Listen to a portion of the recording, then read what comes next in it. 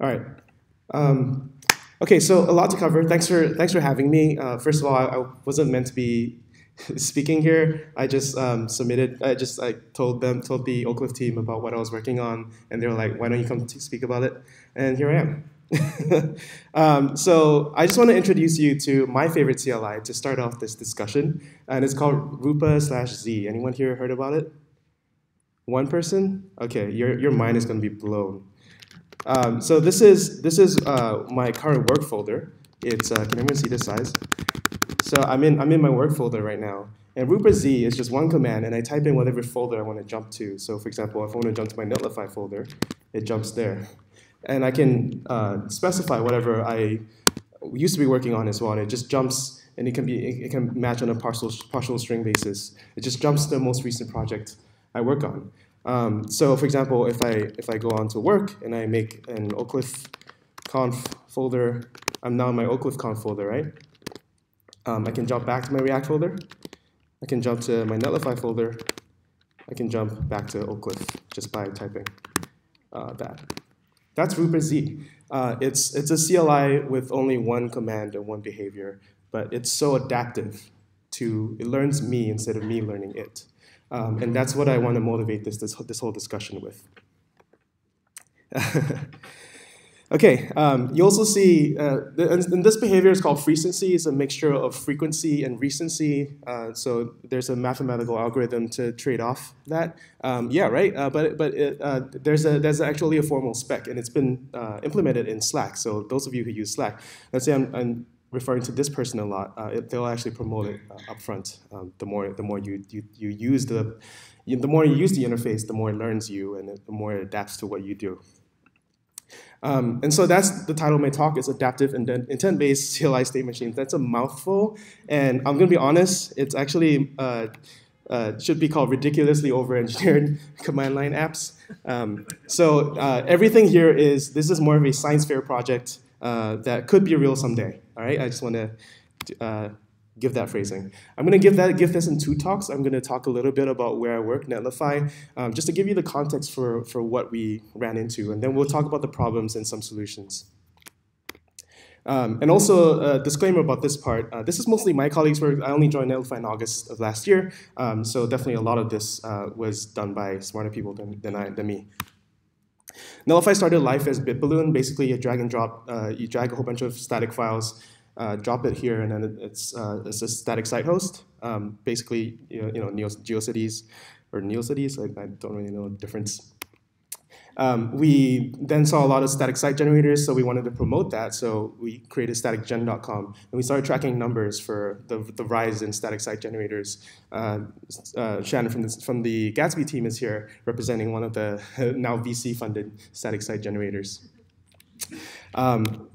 So then we noticed all this trend, and we started writing about it. And this is essentially the founding thesis of Netlify, which is why static site generators are the next big thing, and why static site hosting is here to stay.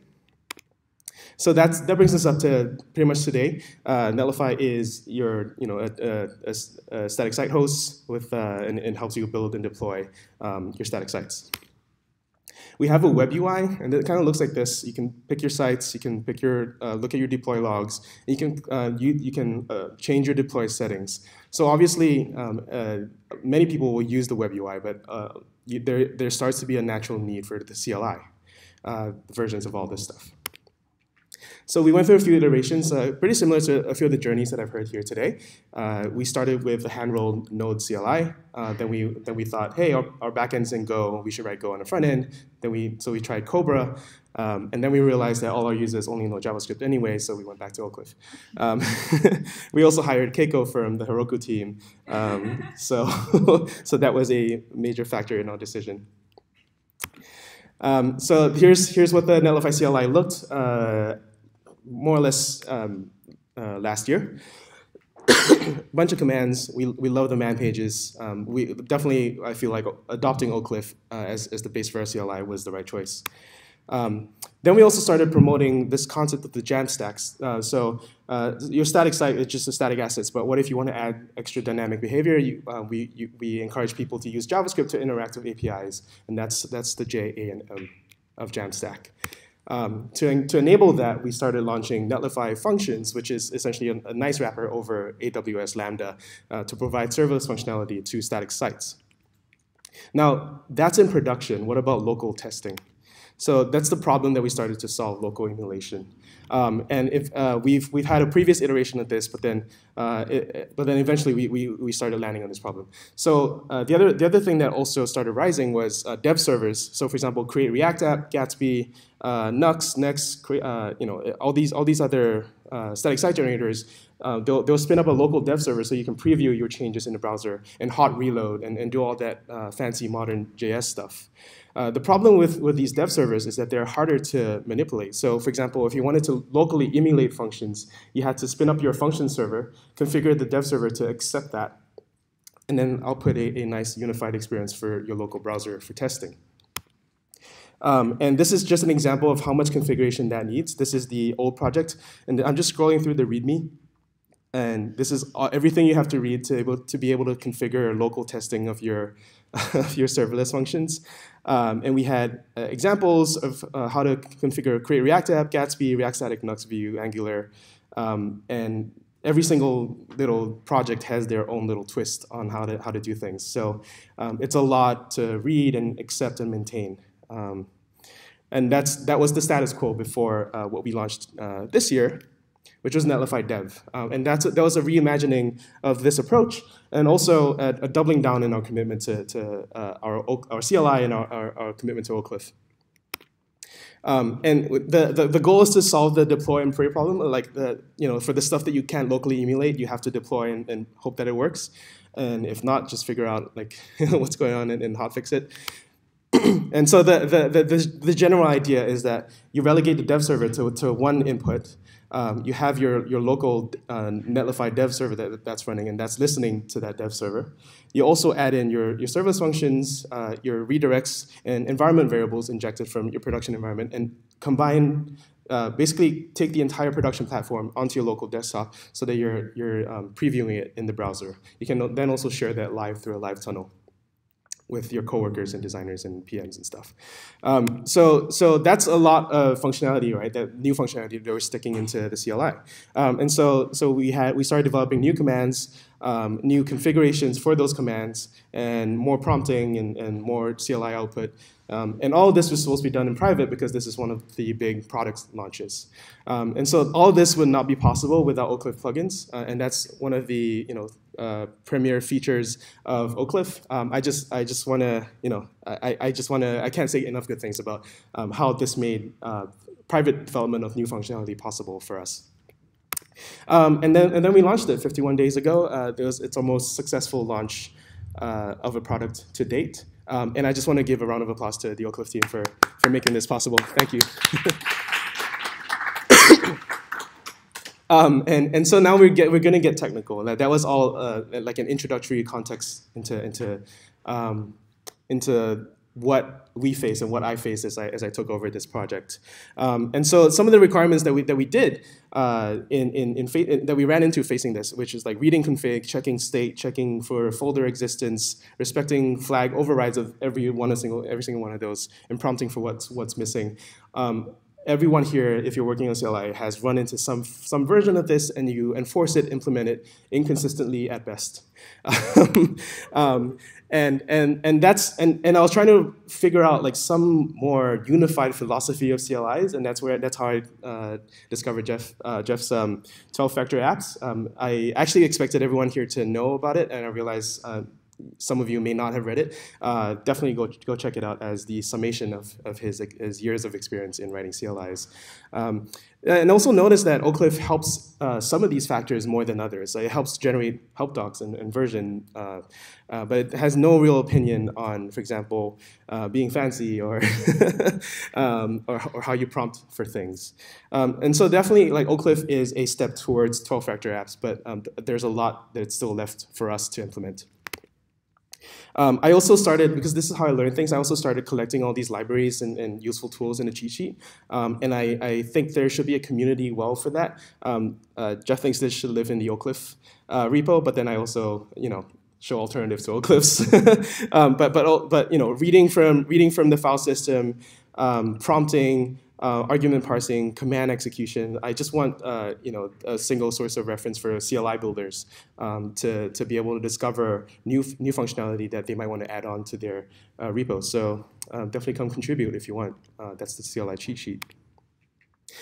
So that brings us to part 2. So the part 1 was just things as they are today, and part 2 is sort of the mad science part of it. And this is my sort of bold proposal for the 13th factor of CLIs. So a little bit about myself. So that was the work of others. This is about me. I work on developer experience at Netlify. I help to moderate the r/React subreddit. So if you're hiring or looking for a job, if you're hiring React developers, there's 115,000 of us there.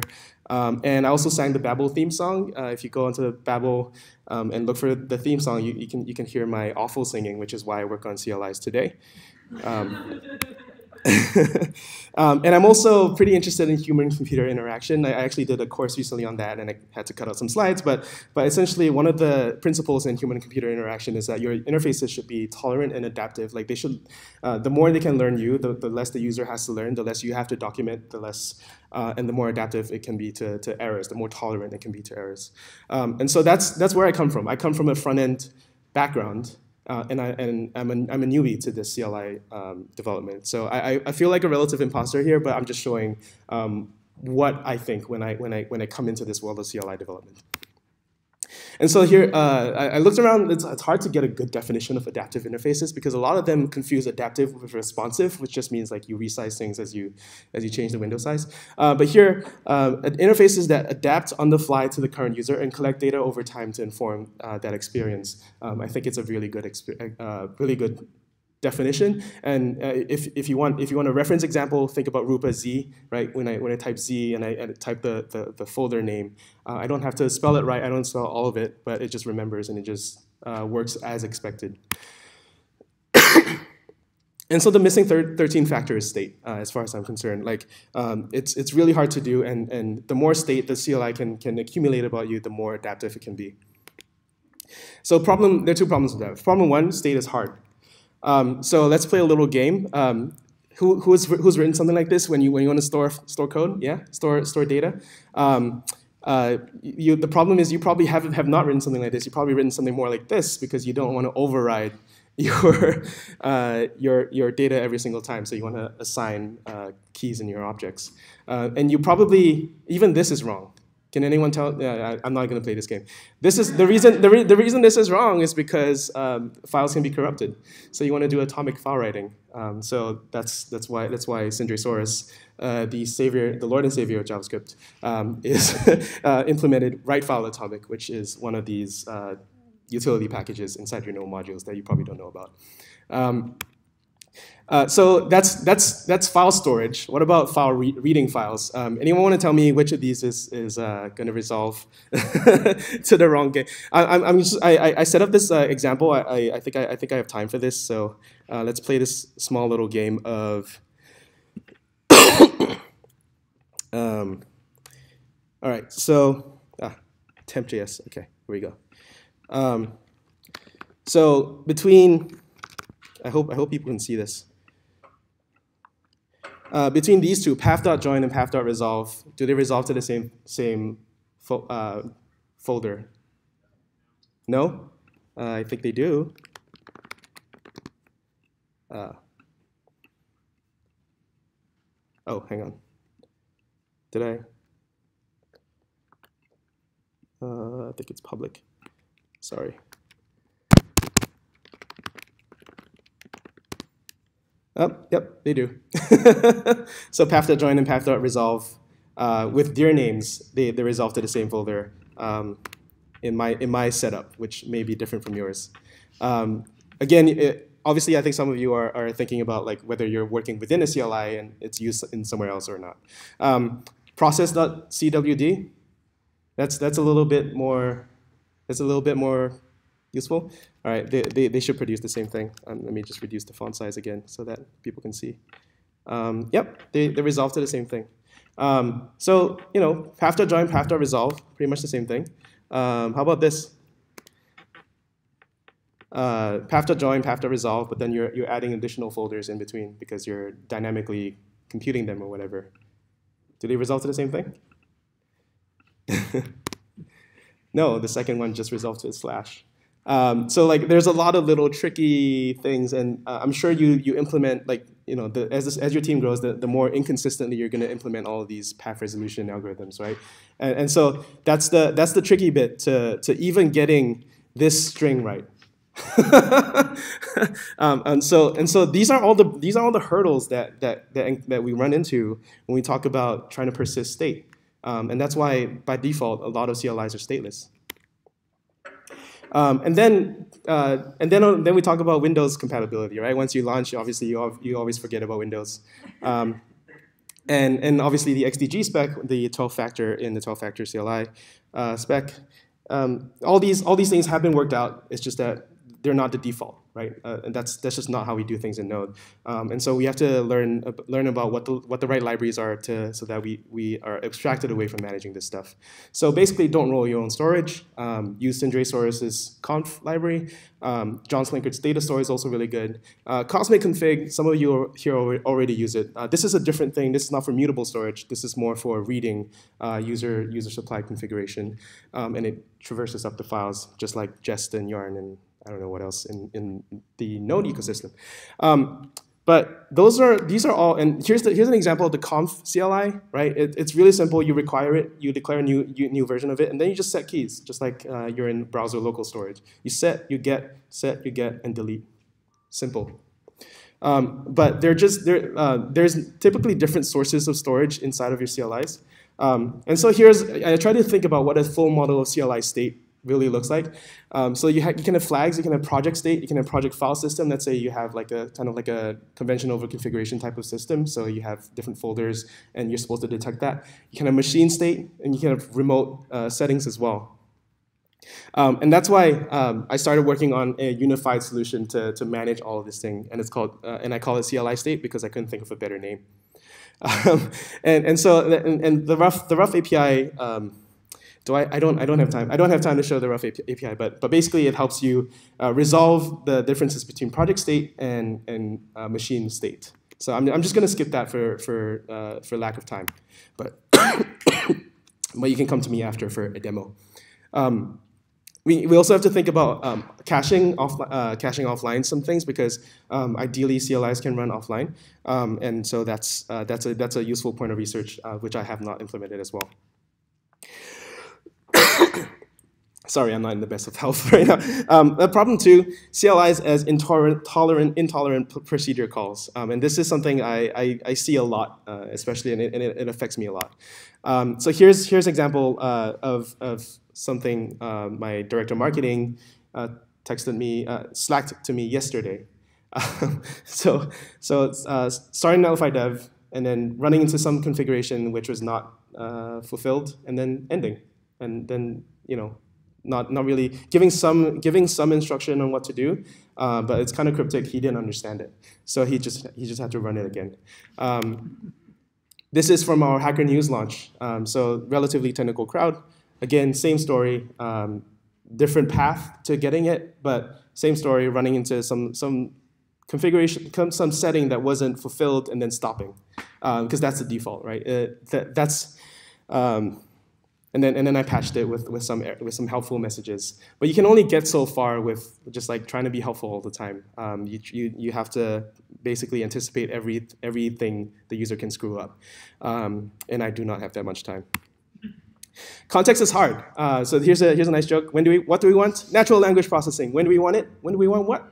And that's the statelessness of CLIs, right? Like I just asked you to do this, and then you stopped. And then you're like, all right, I'm gonna add some extra querying, and then they'll be like, what did you just ask me? I don't remember. And that's not the way we interact with everyone else, but it's the standard for interacting with CLIs. It's very frustrating. So this general category of problem is handling incomplete state, right? How do you resolve things? Okay, so sorry. So the very worst is silent exit, when you run into something, you don't have something you require, and you just exit without telling anyone. And that actually happens. But the default is to throw an error, right? Because like undefined is not a function, right? Whatever. better if you wrap it and try to get an error message out there. And that's another one of the 12-factor CLI apps. I feel like I'm just like reading out your piece to you, but it's awesome. Please go read it.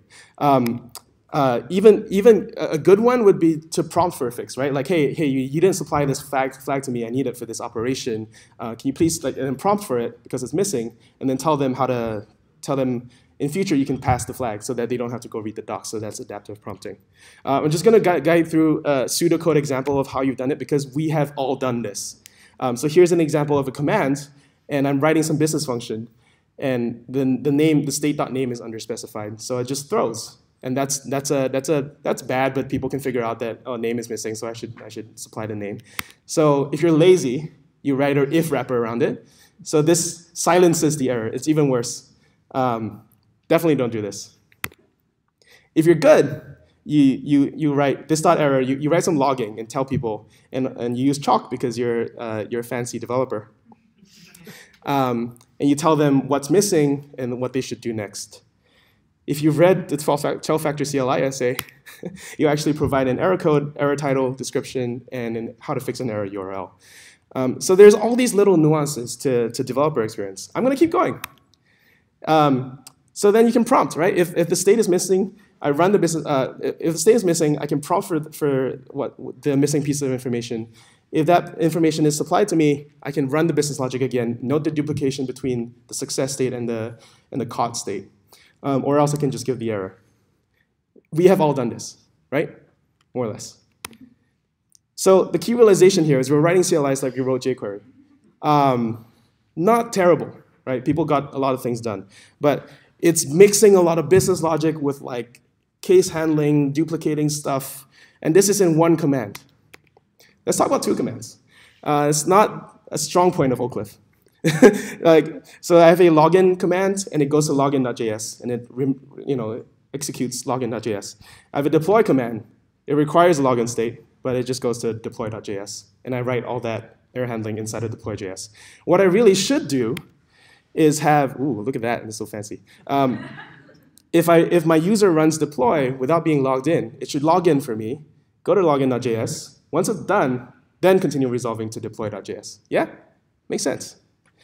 Not the default of Oclif. Oclif says, no, this is a bad idea. You don't run a command from another command.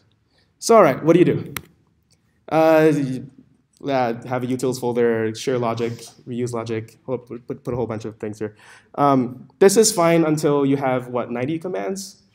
Yeah. So not really super scalable. And the key realization for me here is that commands are not intents. As a user, I have an intent to do something. The CLI should be smart enough to help me figure it out and work with me. And right now, all we have is command interpreters. We don't have intent interpreters. So the solution is to use a state machine because I come from the React ecosystem. That's all the rage right now. I'm going to show you. I'm going to show you what the state machine is here. So it's a visualizer of all the possible states in your CLI at a high level. You don't have to model every state. But let's say you start in the idle state. You create an action. It helps to pass you through the different states you've explicitly modeled with explicit actions, and you can start to retry things, right? You can start to resolve things, and then sequentially pass through individual pieces of state, all explicitly modeled and statically analyzable and can be validated and visualized, right? That's like, I'm sure if I asked you to draw on a whiteboard what your CLI logic flow is, you couldn't because it's just intermingled everywhere. I don't mean this to be criticism at all. Like this is true for me. So that's what I'm running into. And so ideally, if I try to deploy and I can't and I'm not logged in, I go reset to the nearest state. I search all the available states. I look for any possible path that leads me to the path I want. I log in and then I finally go to the deployed state. I can even make arrays of that and just say I have multiple dependencies on all of these states. All of them have their own resolvers, and I will not be repeating any of these logic. I just declare it once, and if I have a state machine, that can be dynamically resolved for me as and when each of these dependencies are needed. And then I can just execute my final function. And you can also do a shortest path algorithm if there are multiple ways to get to the same paths. This is more theoretical. I don't expect most CLIs to have this complexity. We happen to have that in Netlify Dev. But if you have multiple ways to get there, you can use the shortest path algorithm to do that. That's built into Xstate, which is the library underlying this entire thing. And that's the get shortest path algorithm. All of you have done it in your interview studies and never used it again. So this is the second solution I'm presenting today, CLI State Machine. Again, not a lot of time to do a live demo, unfortunately. But essentially, you declaratively define state. You have a name for that state, which, by the way, can also become a flag. You can have a getter for the value, and that can be reading a file, reading a variable, prompting, whatever. And then you assert on that variable to say whether this is true or not. And you can define actions that depend on those states. So actions take you from a before state to an after state. And to get you between there, you can execute arbitrary logic. And so that this can be more prompting. This can be a login action. This can be a deploy, what have you. You don't have to have a finite end state if you want. You can just have a before state. And that just declares all your dependencies, all your requirements before that must be fulfilled before this action can be executed. And so to run the state machine, you initialize it. For the API that I have designed, it's just an array of all the possible actions, so they can parse through all of it. And to process the state machine, you pass in your intent, which, for example, I want to deploy. It runs through all the possible states, figures out, all right, these states are valid. I don't have this possible state, so I'm going to run the shortest path algorithm, whatever. Or if the dependent state of deploy action is valid, I'm just going to run that immediately. So that's a very componentized model. More to do. So I have helper functions for file and folder existence as well as prompting, so that you don't have to do all this. Like even this is kind of wordy and verbose. Like imagine if you could do it in one command. So I have a bunch of helper functions that I'm working on, flags for these things, as well as visualizing, just like printing an output and pushing it to the Xstate visualizer so you can visualize the state chart of your CLI.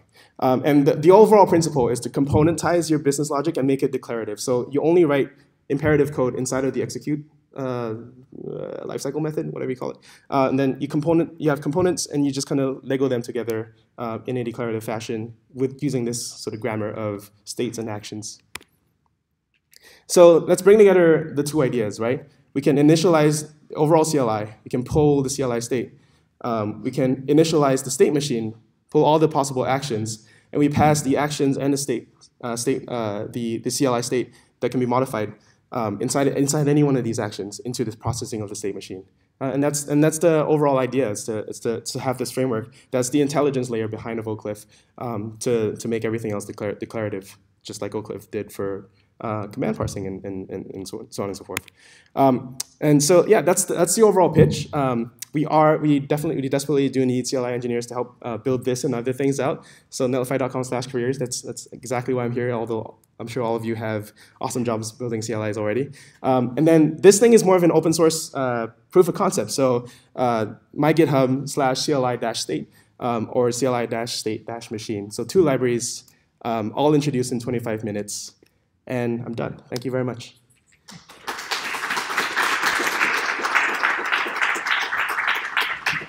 So many questions. Huh? What was the URL for your cheat sheet? That's the takeaway. Swix-CLI-cheat sheet. Okay, thanks. Yeah, but I find this useful because I'm just going through other people's CLIs now and just grabbing what they use. So, obviously for very large CLIs, if you were able to start, basically how would you start iteratively implementing something like this on a very large CLI already? Yeah, so like individual commands at once.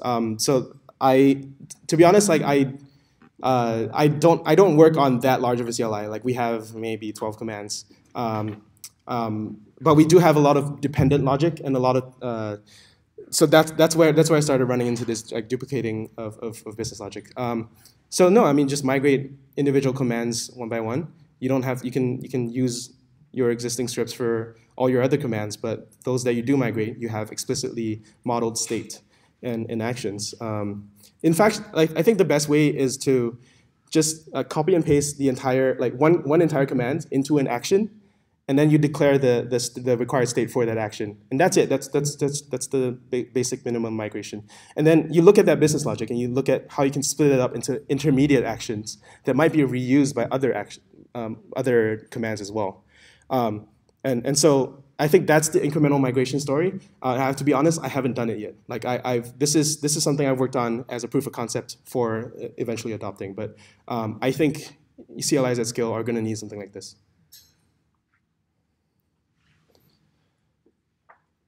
That was great. Thank you. Thank you, Sean.